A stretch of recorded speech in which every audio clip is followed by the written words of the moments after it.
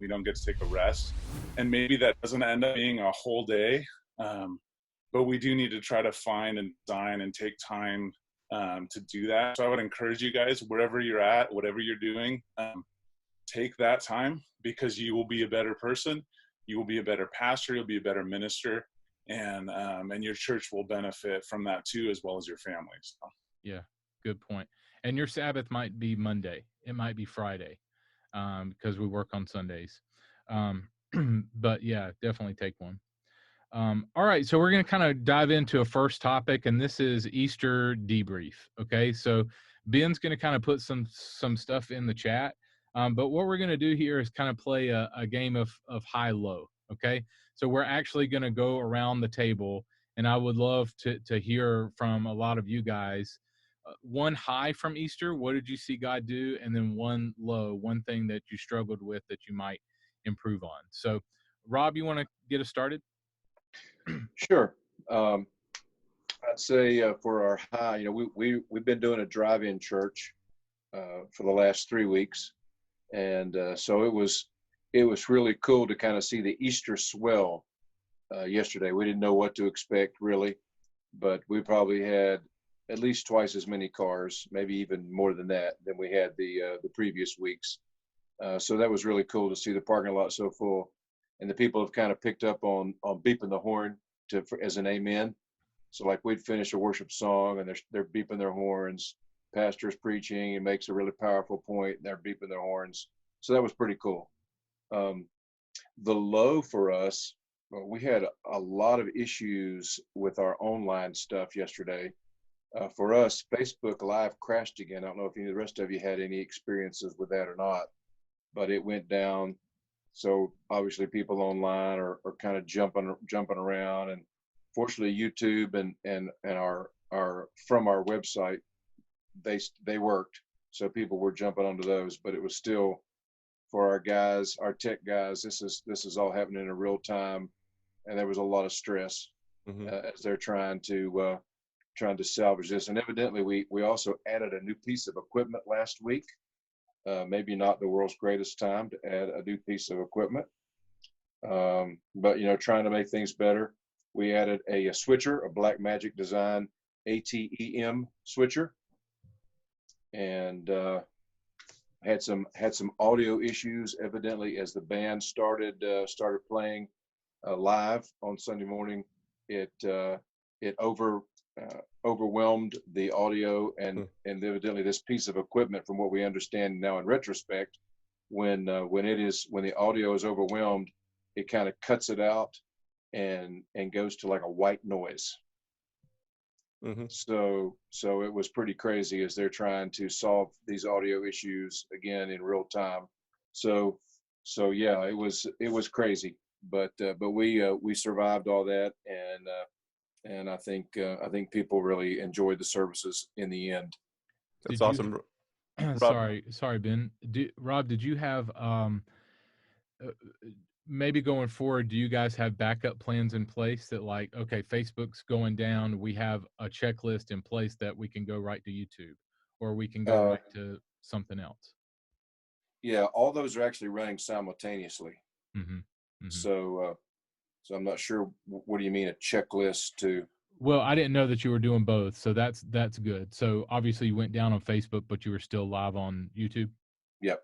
Yeah, okay. It was already going. Okay, cool. We're talking to our pastor about, last week you guys were encouraging us to go pre-recorded. Our pastor, in his heart, he still wants to go live, and but I think we could avoid some of these kinds of issues if we were pre-recorded. Right. Hey, Rob, thank you for that. Let me move on. I'm going to jump into Chris Wilson. I saw you there earlier on. Why don't you jump in and tell us something that worked and something that didn't work, and then if you have a solution for that. I think your question is good, Carl. If you have the problem, how do you solve it next time? Yeah, so for us, I shared with right before this started with some of you that were here early, this was our first week pre-recording and premiering. And for me personally, that was a really fun process because I was able to try some different things, different camera angles, get creative.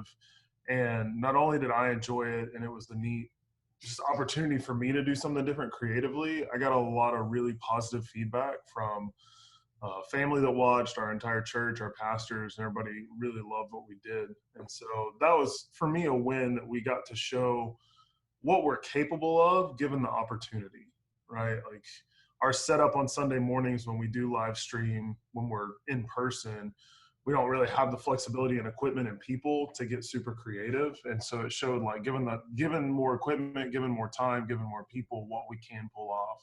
And so that went really well. The biggest struggle, unfortunately, is my internet at home is garbage, and trying to upload a large file for Premiere ended up not working. And for our Good Friday service at the last minute, like 30 minutes before it was supposed to go live, we had to run up to the church building and put the file on 2 computers and run it through OBS to get it on Facebook and YouTube. And we got it ready with like a minute to spare. So it is what it is. So I found out that I've got to figure something out as far as, that is a backup, because I'm 12, 15 minutes from the church building. So it's not too bad of a drive, especially right now with no traffic on the road. But the biggest thing I've got to figure out is how I can still encode an hour-long service at high quality, but way smaller file size that makes it manageable to upload. So yeah, that was our win and our struggle. That's good. Thank you, Chris. John Mark, coming to you. What about you? What worked? What didn't? We added a handheld camera on a stabilizer this week. First time we've ever done that. So new for the switcher guys to experience that, and for broadcast in general. Low, we misfired some videos that were supposed to play later in the service. We fired those too early. And then I guess that's just human error. Any tweaks for next time to make it better? Yeah, we're trying to perfect the switcher live interface element. The reason that was misfired was because of misconfigurations and things were not labeled easily for the operators. Yes, making it dummy proof is always helpful when working with volunteers, for sure. Thank you, John. Dan Kiefer, what about you? High and a low?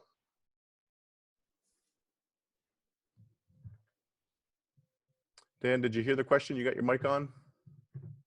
I think he replied in the chat. Yeah.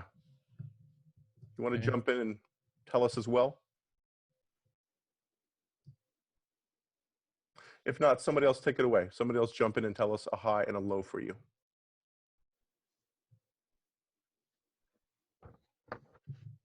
Hey, I'll call on DeAndre. Would you mind sharing? I know you guys had a couple of really awesome lyric videos, or choir videos that we worked on for you, man. I just want to take a minute to just compliment you, man. Your worship leading is absolutely amazing. You're so engaging and just so energetic, and man, we had a blast making videos for you. So man, way to go. You're really leading your team well, dude. Thank you.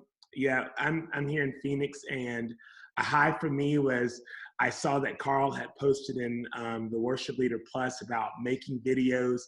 2 weeks ago, we were doing everything at our church, and then 2 weeks ago, our governor gave the stay-at-home order, and my executive pastor was like, we're doing nothing else, take everything home. And so for me, I was like, that's really kind of freaky, because at the current moment, I've been at my church for about 18 months now. I'm in the middle of hiring 2 prominent positions on my staff, a full-time technical director as well as a visual director who left before Thanksgiving. And so I manage everything from worship to communications to production. And so like my role is very encompassing. And so when I'm like, everything is going home, so everything from communications to exactly what we're doing in the midst of this pandemic and how we're going to celebrate for Easter was like, it really kind of freaked me out, to be quite honest, because I'm a planner. And so not having a plan for 2 weeks, I'm like, I can't invite people to come anymore. But God was faithful, and I just jumped on. It's like, hey, guys, can you help me out with some videos? I have some ideas. I have the team recording some things. Can you spit this out quickly? And your team did a fantastic job making that. But a high for us was most definitely seeing our people leading in the videos. And so it was great for people to see their faces and to see their energy, because it was a reminder of that. And even though we're not in the building, we are still the church, and the church is not the building, but it's the group of people. And so that was just very encouraging for my heart. And yesterday, Anybody see something? He just ran downstairs. people were like, guys, this is awesome. We love seeing our people. But a low for me was definitely not having the necessarily staff that I need right now to do it. But it can be done if you do have the resources. And just like we heard earlier, even if it's just your iPhone or just an iPad or just a standard camera setup, that it can be done. But the low is not having staff in the midst of this, but God was faithful. Awesome. Donjay, thank you for that. That's great. Carl, do you mind if we pivot to a next question? No, go for it. So would love to know the setup for you guys. There's a lot of different ways to do this, to premiere, to live, to pre-record. Tell us, there's a couple people, Justin and then James, tell us how you did your Easter experience. Yeah, so we've been kind of doing the same thing the last 4 or 5 weeks. We've been pre-recording, and then I'm streaming to Facebook Simulated Live, so it still has the live element. We had some Premiere issues for the first couple weeks, so I'm avoiding Premiere for a while, but I'm using Livestream Studio 6, which is a Vimeo product, which is similar to Wirecast, but streaming Simulated Live to Facebook, but I'm uploading to YouTube on Friday or Saturday, and then using YouTube Premiere is kind of like a backup. So if for some reason my home internet connection goes down, we sent out like a church email to everybody early that morning and said, hey, Facebook Live, be live with us and chat with us if you can. If for some reason there's issues, go to YouTube and watch the premiere, because it's essentially just, premiering a VOD file. I don't know why Facebook's having issues, but they're having some pretty bad issues with Premiere over the last 4 or 5 weeks. So can I jump in here? So Justin, for those of you guys who don't know, Justin works at Vimeo. So if you guys are looking for a great streaming provider, Vimeo live stream is very, very solid, very, very stable. Justin, you want to talk about how people can maybe sign up, or a good way they can take a first step? Yeah, they can, especially guys that are in here. You guys can just email or call me. My email is just justin.kennedy@vimeo. So You want to put that in the chat? Yeah, I'll put it in there. You guys, and I'll put my cell phone in there. You guys feel free to text me, or even if you guys have issues with any provider, anything I can help with on the live end on Sundays, like, y'all feel free to reach out. Give me a call. I'll do it. Yeah. And then James, what about you? How did you execute your Easter? Yeah, we did Sim Live for Church Online platform, which is pretty normal for us. We've been experimenting doing Sim Live versus live for the last year anyway, so this kind of change has been really good for us. Easy to make that happen. Hey, Amelia. And then we also used Livestream Studio to stream to our RTMP server on my stream spot, and that also sent a live feed to Facebook and YouTube at the same time. And that worked really well for us to kind of divide and conquer, to use the internet from our church office to StreamSpot, let them transcode and send that to Facebook worked better than us doing a Facebook premiere, which we tried last week and was kind of hit or miss. So that was a win for us to kind of divide and conquer. And we had great success. It was great. Awesome. Hey, Jim, I see that your hand's raised. Did you have something to add, man? No, I posted my question. We might get to it later. Go ahead. Okay, what you got, man? Go ahead and ask it. Well, when we're doing the high-low while ago, it might work here because I'm more of an traveling evangelist than pastor. So it might, I finally get you get to visit other churches during this time. That's a great high, because think about it. You first you're embarrassed. Hey, where were you last week? You don't want to tell your congregation. Well, I went to visit another church or another congregation. So that's great. You get to see what everybody's doing. What you're doing is fantastic. We all get to talk together. And then I'm seeing that the older generation are being forced to jump on, like my in-laws. my mother who's 90, that kind of thing. So they're being forced to have church there. So we need to kind of think of that mindset and then train them into capitalizing that with starting small groups online, or at least with their grandchildren or great grandchildren. What an opportunity to stay in touch, and they're learning it from the church. My low was just not, you and I can talk about this later, just not seeing enough about kids. You know, we're so focused on the big, and I'm a kid guy. Jesus was a kid guy. He put the one on the knee. So come on, guys, let's share a little bit more what we're doing for kids and how we're reaching. And that's all. That's a good point, Jim. So we are working with Seeds Family Worship, which is they write word for word scripture songs, and these aren't like cheesy kids music. This is like Jason Hauser is his name. He writes with Matthew West. He wrote the song More, Broken Things like that. Very, very solid songwriter. I'm working with him to start a kids roundtable like this. But we also produce their online children's service. So if you guys are, maybe your kids ministry don't have the means to put something together, you could send all your parents to Seeds Family Worship. So just Facebook, it's on Facebook, Seeds Family Worship, and it's every Sunday night, and you can gather the family, and it's a message straight to kids, lyric videos for kids, things like that. So it's a great solution for your kids ministry if you're looking for something and maybe you guys don't have the means or you need to supplement what you're doing. Seeds Family Worship is a great organization. And then I guess Cornerstone was looking to do all the traveling children's evangelists and put them all on one site so that, you know, we can all do 1 minute or 3 minute of our best teaching. And you could put 3,000 of these around. Even the best local children's minister can now be reached worldwide in something like this. Well, let's connect offline, because I'd love to chat with you about that and see if there's ways that we can put some stuff together for more kids pastors. Great.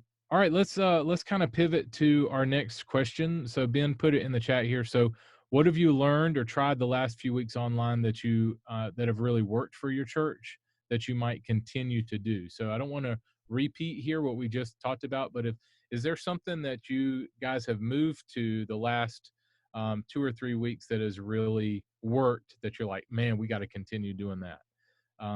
Daryl, do you have anything? I do. So the first week we recorded, we're doing simulated live, by the way, Vimeo. Justin, thank you. Vimeo's awesome. We did it on a Thursday, that first weekend when most churches canceled, and we recorded, and editing was brutal because we started and stopped between songs, or actually I think we got it rolling, but there was like different space gaps between songs. So we learned the next week, we created a giant like click track for everyone to play to, hit record all at the same time, and it saved like hours on editing. And so we've been doing that every week since, and it's actually like made our lives so much easier. Awesome. Hey, Tai Wu is joining us from Nigeria. Do you want to add to the conversation here, Tai Wu? What's worked for you guys? I think your mic's muted.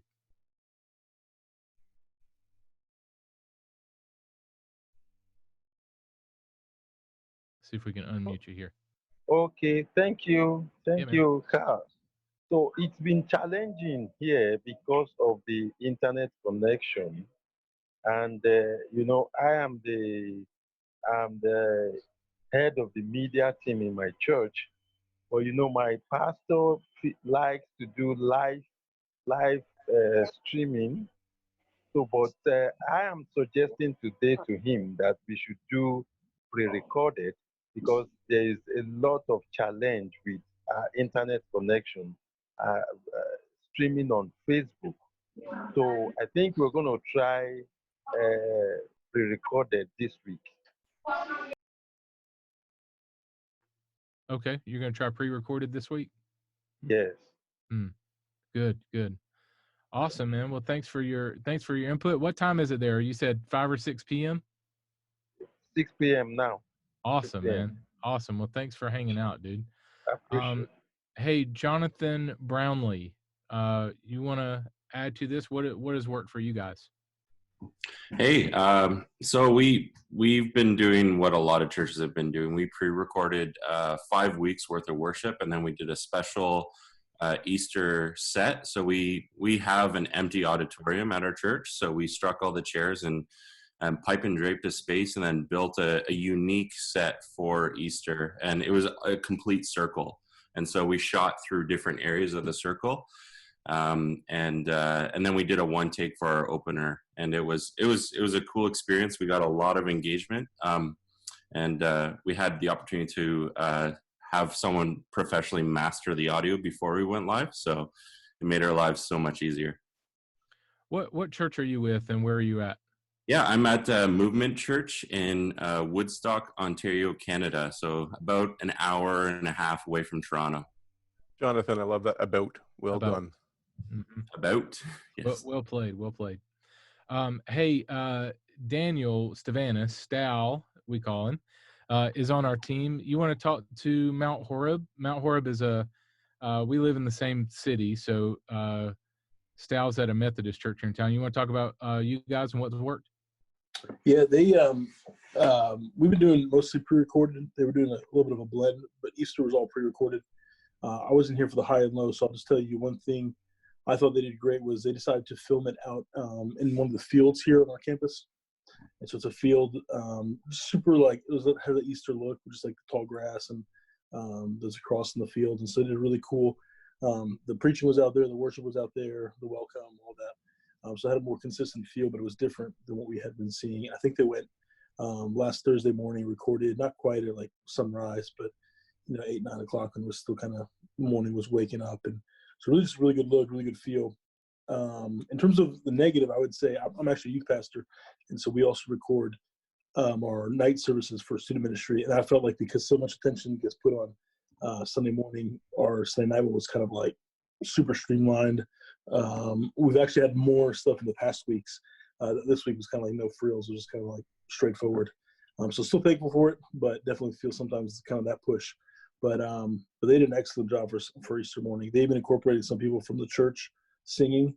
And I think people just felt that really special where they could see they went outside people's houses and had them stand on their like front porch and had the people from the worship team who normally would be in the rotation. It's like that they got to see a lot of familiar faces. So it was really special. Cool.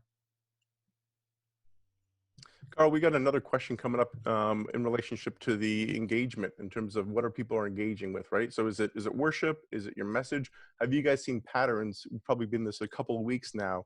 Where do you see higher degrees of engagement in terms of those two big experiences, worship or your message? Let us know.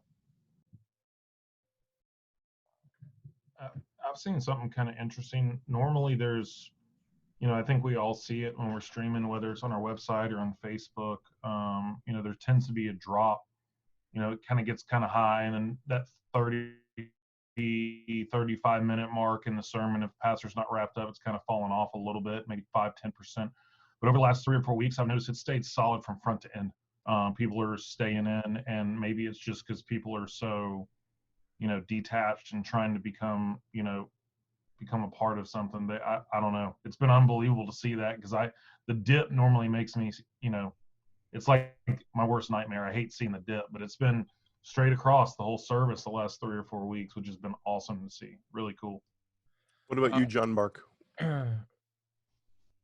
So we've seen on our maintaining viewers about the same results. People are hanging on for a good time.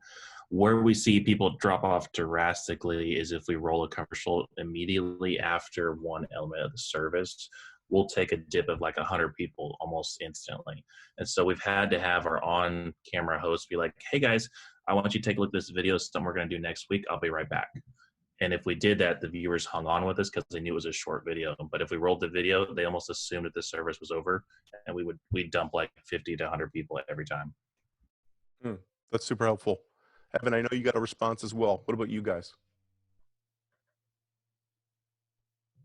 Sorry, my audio is going to be fun. We're potty training because quarantine. and apparently I just hurt my son, so I'm the worst. But a trend I noticed in our statistics from our Wednesday night students live stream, which all of these are full live except for what we did yesterday. Wednesday students and 9:30 children's service and 11 o'clock adult service is each and every week the length of who comes to the service and how long they stay is increasing. So we were at like 20 minutes the first week, and then it went up to 25 and then went up after that. So like the quality of the viewer keeps increasing and engagement is good. Even though we lose, a handful or a dozen each week as well. So I'm definitely just counting the quality over the quantity on that. So let me jump in here. So Luke McElroy, you helped kind of lead the conversation last week, and this is one thing that we didn't get to. But our friend Daryl Giardier, he's at Brentwood Baptist in Nashville, was talking about this subject of when people jump in and out. You want to speak to that? Yeah, so Brentwood Baptist has actually been trying to watch a lot of their stats, and I know this is a few weeks ago before a lot of the COVID sort of shifts and sort of the focus on online, but they noticed that the average audience only really watched about 27 minutes of their broadcast, which is interesting because the sermon is 30 minutes for them. And they also noticed that on average, the bulk of people would increase or would join sometime within the 5 to 15 minute window. And I think, I know I can speak firsthand. My wife and I think I shared this last week for those who are on here. We've just had a blast joining and watching a whole bunch of different people's streams. And we're always late. I mean, even if we had every intent to try and be on time, we've actually thoroughly enjoyed my in-laws' church because it's been on demand.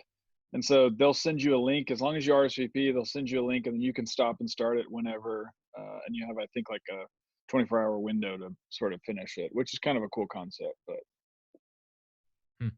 Carl, didn't you say something last week, or was it 2 weeks ago, when you were talking about changing sermon type for what we're going through right now, like having a more condensed service because of this? And then also on what he said about the 5 minute, that's why I'm still pushing a 5 minute countdown. I've seen kind of like an argument in some of the church tech Facebook groups on like, should you do it or should you not? But I'm still doing it because that's what we see. It's 3 or 4 minutes after it starts. That's when everybody hits. Because sometimes it takes a second for that notification to push through on people's phones. Yeah, I like the countdown too because you're figuring out your Apple TV, you're figuring out whatever, and so if the stream can start and then you can kind of get your technology figured out. Even techie guys like us are like, man, the Apple TV's not coming through, or I need to refresh it or whatever. So if you can do a countdown, that kind of helps people, gives people a couple minutes to. So yeah, I like a countdown. And then I think your pastor's sermon should be probably 10, 15 minutes. I know that's asking a lot, but if you could even break up your pastor's message into like a 10-minute chunk here and then a 5-minute chunk here or something like that, I think people will stay with you. But I could be wrong. What do you guys think, or what are the stats showing? Jason, you want to speak to this at all? Are people staying for the entire message, or what are you finding? Or James, rather, sorry. Yeah, I think for us, we've had incredible engagement. Even Good Friday, we did communion together, and we actually did it after the message, which initially I thought, is this a good idea? We're going to do, one of our teaching pastors was speaking, and I knew he'd probably still do 40 minutes online. And so we're looking at, almost an hour before communion happens, and we didn't lose anybody almost the whole service, So I think for us, we've just really leaned into making sure that our speakers feel comfortable in what they're doing, shortening if we can, but don't make them feel weird, in doing that. And that's been successful for us because for us, I think our people hearing those guys in their kind of a normal environment is reassuring for them. So that's been mine. I wondered if it would get, if people would leave for communion. It's like, I'm not staying, and an hour. Nobody left. So that was Wow. a pretty wild thing for us. It was good though. That's awesome, man. I Hey, know Jonathan go jumped ahead, in the Ben. chat, and he had a suggestion in terms of engaging people with content. Jonathan, why don't you jump in and tell us how you guys are doing that? Yeah, for sure. So we noticed that the engagement, like people started joining around 5 to 7 minutes. And so we wanted to kind of adjust for that. And so every single week we've been doing a 5-minute pre-roll, which is like stock footage, but then every 2 minutes we'll have a host come in and just kind of like explain what's happening. And that's worked really, really well. This week we tried to do something a little bit different. So we did a bit of a pre-show. So we, with the Easter theme, we kind of did one of those "you laugh, you lose" videos, and we had our youth pastor and our spiritual care pastor kind of going at it. But then a host would come in and say, "Hey, if you're looking to get connected with student ministry, we have online Zoom calls for youth, and if you're looking to, if you need prayer, here's how you do that." And it just kind of all our online engagements were kind of auditioned and presented to people in a way that was easy to digest. And at the same time, by the time that our service actually started, we already had 400 people on our live stream. So it was actually like, it was a massive win. And we had a special opener, and we didn't want people to miss that. So it worked really well this week to have like 15 minutes worth of pre-roll. Yeah, if I can jump in for a second, I think I'll sort of piggyback off what Jonathan just said. For those who don't know, I'm with Salt Conferences. We're going to do a rebroadcast this week of actually some of the highlights from last fall's conference. And we're doing that exact thing. We're going to actually start our broadcast. We're going to actually go live 10 minutes before our slotted time. And that'll just show B-roll clips, and it'll just say, hey, broadcast is going to start momentarily. And then we're going to do for the 5 minutes right after the time frame, we'll do a 5-minute countdown. And we're going to throw some like, who is Salt videos in there, some testimonials from previous attendees, because we feel like there could be a opportunity to say who we are. And then I do a online welcome, like on air welcome, before we go into our opener, which is the first thing. So if you're around, I'd encourage you to check that out. You can go to saltcommunity.com. I'll put the link in the chat to do that. But I think what you're recommending, Jonathan, like telling your church's story in that first 5 minutes totally gives the window of time for people to sort of jump in and do that. And I know the church, Long Hollow Baptist Church that we have Salt at, they did a whole like CNN sort of like, they called it the Long Hollow Update. So for the first 5 minutes, it was like a news broadcast showcasing like where their giving is going and all the care packages that they'd given out, and sort of, so I think all that's just fantastic ideas to engage an audience before your content really begins. And it gives them a chance to go to the restroom and realize, oh, I still got 5 minutes, especially if they're kind of going crazy in the last few minutes. I love that idea. So if you're doing a pre-record too, you're doing 10 minutes before, and you can do, promo videos for your church, or maybe testimony stories of what God is doing, or promo of your, things coming up. Man, I love that idea. That is so, so good. It also lets you test your technology, and so good. Awesome. All right, Ben, what's next? I would love to know the engagement you guys are getting who are on different platforms, the 4 major ones, right? Facebook, Chop, YouTube, and Instagram Live. If you're on those different platforms, or even 2 of them, where are you seeing greater levels of engagement? Let us know. Yeah, we're definitely seeing better engagement on Facebook. I mean, YouTube, I think the majority of our people that want YouTube either don't have Facebook, or they want to be able to put it on their TV. Because, I mean, I know some TVs and apps are now making Facebook Watch a thing, but it's slowly rolling out. So I think most of our people are on their TVs, not commenting. That could be why. We get maybe 5 to 10 comments throughout the stream on YouTube, but on Facebook we're over 100 comments. Yesterday we had over 50 shares on our on one of them, and so we're definitely higher engagement on Facebook without a doubt for us. Hey, Nelvern, I would love for you to, I've seen you in the chat, I'd love for you to speak to this. You said you're not doing anything but the message, and you guys are on Zoom. You want to speak to that? Sure. Hey, how are you? Hey, man. So yeah, we have a smaller congregation, and not everyone is tech savvy. And so getting the folks together on a live stream, it meant that I would have to go and we would have to have folks help set things up. And so what we did is we spent the first week just helping folks download Zoom and get involved there. And so what we realized was, because I'm not familiar with it and I don't have a team that can really help me with it, we found that it was just better to be organic, better to be as and authentic as possible. So I just decided to go into my cellar and as the pastor and just begin to share the messages that way rather than trying to do it. We tried pre-recorded before and it didn't respond as well. It felt fabricated. And so we decided to get off of Facebook Live, which took our viewership down a whole bunch, but the engagement lasted the entire time. So you guys are message only, and you are doing Facebook Live, or are you doing? No, we stopped doing the Facebook Lives because what we saw was that there was a bunch of folks who were coming in and coming out, but our people were having issues just focusing. I guess those chat boxes and things kind of threw folks off. And again, we're a smaller church, and so I just felt that, and not just myself, but some of the leaders felt like it would be just easier for folks to just engage. Seeing one another on the screen and not So really having, Zoom. Yeah, we moved to Zoom. Gotcha. Well, man, one thing I said earlier is step one is better than step none.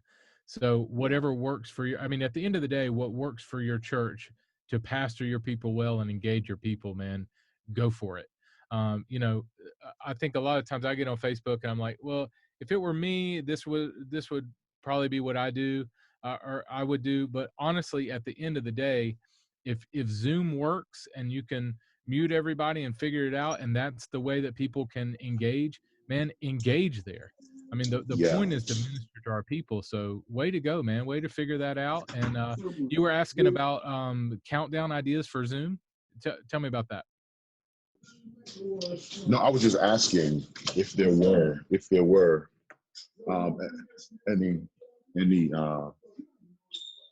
if there were any ways to do that. I don't know. Yeah, there is. I had to do this. We did a Good Friday devotional where all of our pastors got on Zoom, kind of like what we're doing right now, and then I streamed it out of Zoom to Facebook Live, like via Vimeo or whatever. But you can actually just share your screen. Like I had like a intro video for Good Friday, and I was the host, so I just shared my screen, and the audio will carry through Zoom. So if you wanted to do a countdown, you could just share your screen using Zoom, and just play it full screen, and that's what everybody should be able to see. Awesome. Thank you so much. I didn't even think about that. Appreciate it.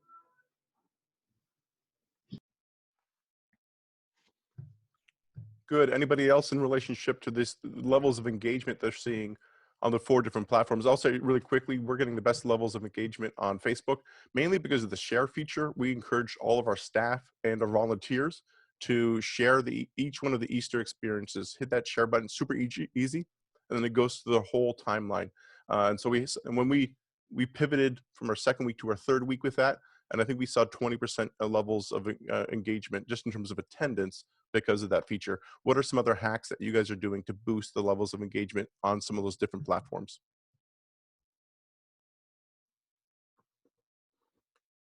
Dan, what about you guys? I know that you've had some interaction and some wins. You want to share? Dan, Glenn? That's 2 Dans. No problem. Yeah, so our wins, we are mostly Facebook. We also use the church online platform. We started YouTube this week, and so we had like 12 people watching on YouTube, which was great. Actually, YouTube seemed to be an easier thing after the fact to go back to and to watch. And then we also record and put on Vimeo later too for an archive purpose. So we're kind of doing all of that. The main thing for me, so I'm a pastor, so I'm the preacher that y'all are all trying to get to preach for 15 minutes. Good luck on that. But at the same time, we are one of the things that I've had to do as a pastor is I've had to rethink the way, so, typically our response time is the last, 5-7 minutes of a message. And so I try to create throughout the message, I try to create opportunities for people to engage and just, simple questions, put in the chat box, comment this. And so opportunities for people to stay engaged. We've had pretty consistent engagement across an entire service. We try to keep our service under an hour. Which is sometimes a bit of a challenge, but that's our goal, and that seems to be something.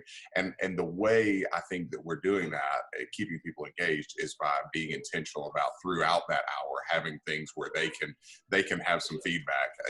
Things that you can't do in live church, but opportunities that we're taking advantage of in those comment features. And it seems to just create a level of community where people are interacting with each other in that way. Typically in church, we would encourage them not to do that, but now we're encouraging them to do that. So it's just kind of pivoting away from our thought process of what a service looks like and recognizing that we're delivering it online, and that's been really helpful for us. Good. So you found that playing to the medium has helped you.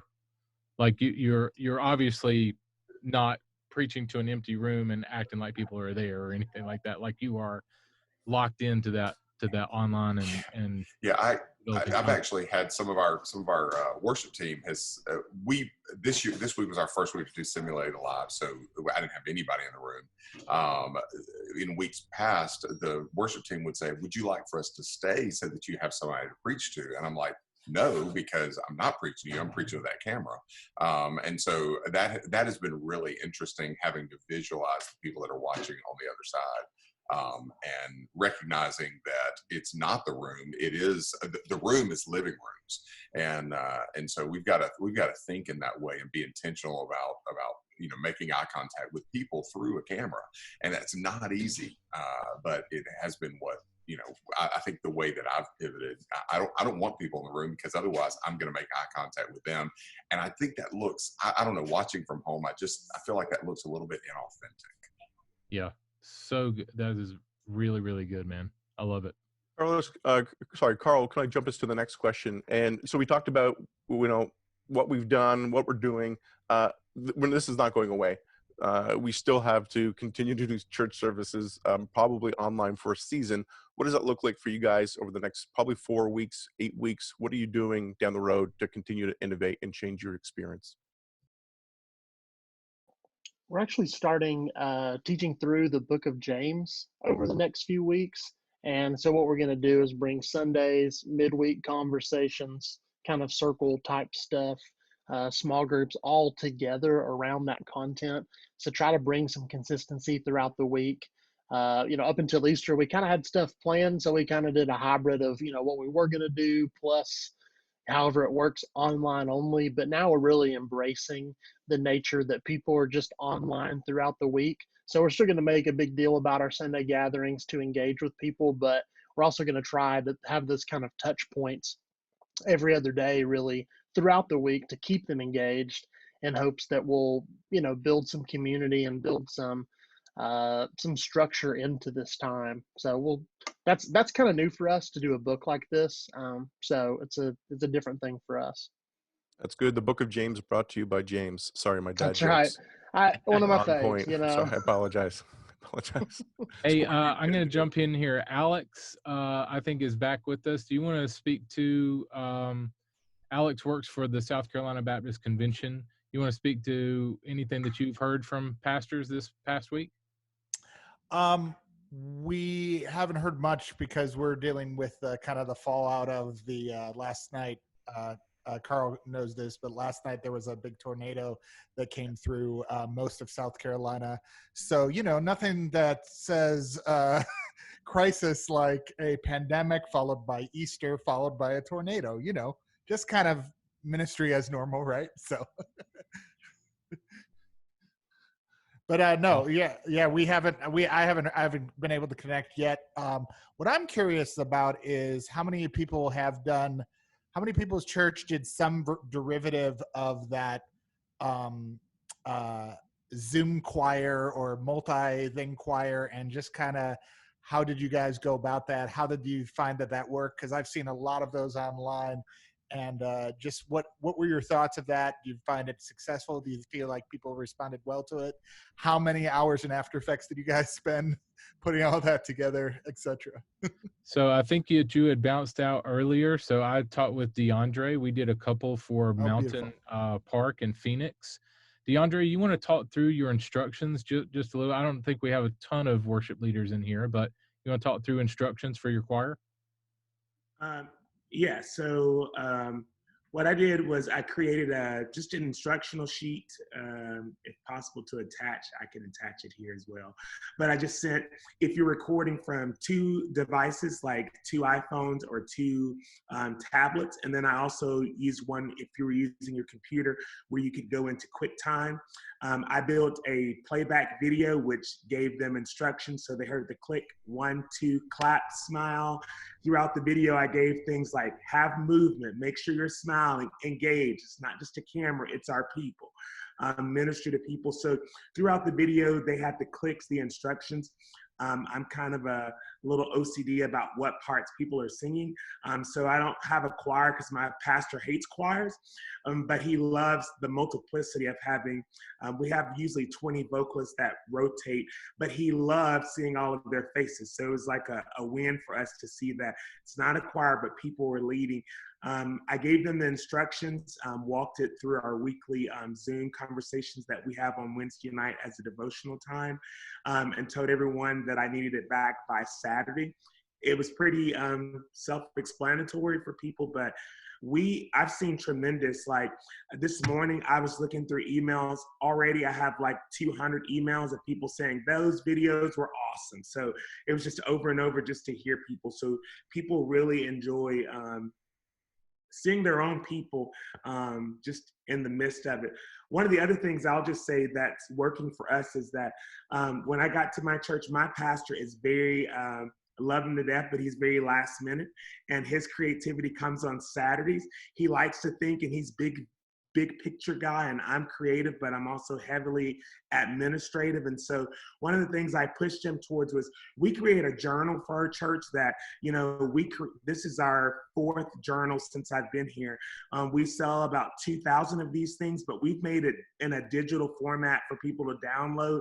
And we've had almost just as double the amount of downloads for our journal online for people to engage weekly throughout the week. And each weekday, I schedule a different pastor or staff team to get on there, engage with our people. We keep it under 3 minutes. On Wednesdays, we do an extended time on Facebook Live that we call Worship in the Word. And we see just people really logging in for that moment of inspiration. And from that, they're sharing it, which has caused us, I asked in the group, has anyone added service times?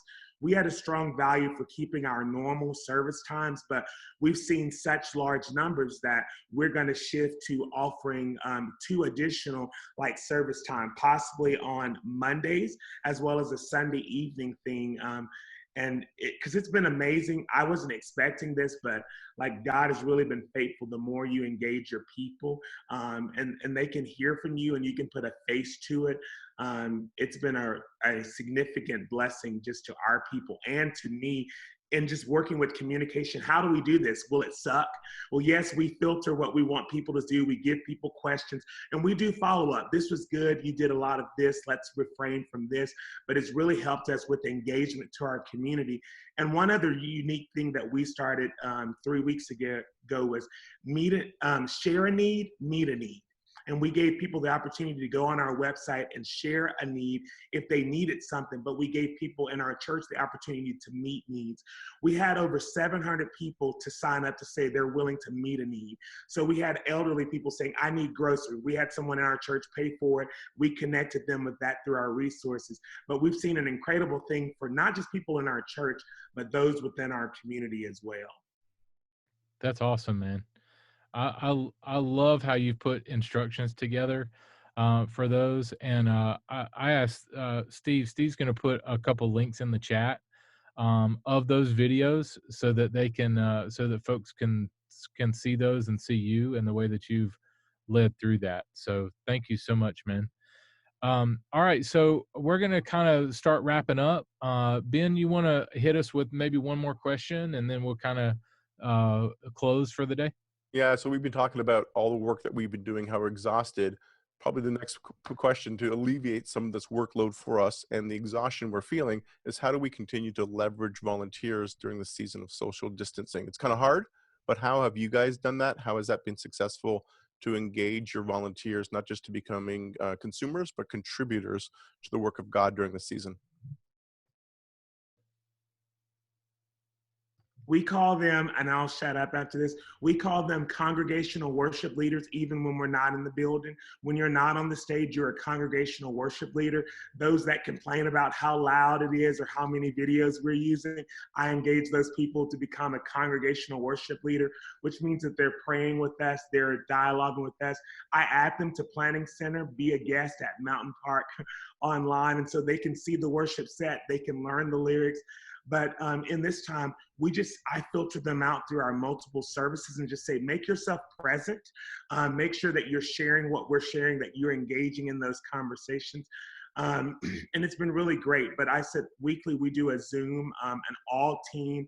So we have about 90 people serving in our ministry area. So we get about, on average, about 60 people logging in on Wednesday nights we keep it to 75 minutes, but it's a time of prayer, just devotional and feeding into them and just letting them know that they can still be the church and they can serve even in our time of this pandemic. And we can even do it in a better way because we're not locked in our normal ways of serving, that we can engage the church even more so now.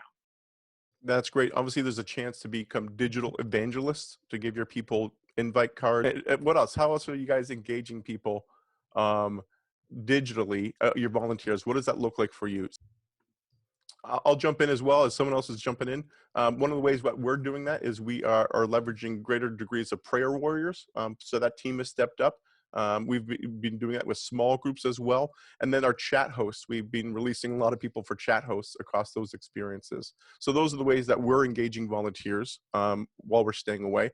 Anybody else have ways that you're doing that, creative ways to engage your volunteers? I've got something. Yeah, go ahead. All right. So last night I challenged the families at our church because we did a combined kids meeting, I guess. And I challenged all of our families in the church to adopt one of our senior adult families in the church that maybe can't come to church. They're not being able to listen to the services online because a lot of those don't have Facebook or YouTube or capabilities to get on that. So we've challenged our families in the church to adopt those older adults and call them during the week and also keep them connected with everything that's going on. That's awesome, man. Thanks, Dan. Hey, Ben, you want to pray us out? Yeah, I would love to. Thank you for, first of all, jumping in, but let me pray over us. I'm going to keep my eyes open because it's weird to pray with my eyes closed looking at you guys. God, continue to strengthen us.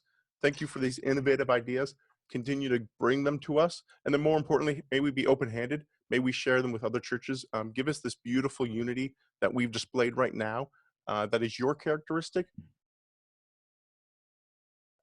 God, we thank you for the Zoom. Thank you for empowering us. Let us go into the rest of our week with strength. Amen. Thank you guys for joining us. We'll post this on our website on 1230.media/Monday Roundtable. And I'm praying for you guys this week. Feel free to reach out to us if you need anything at all.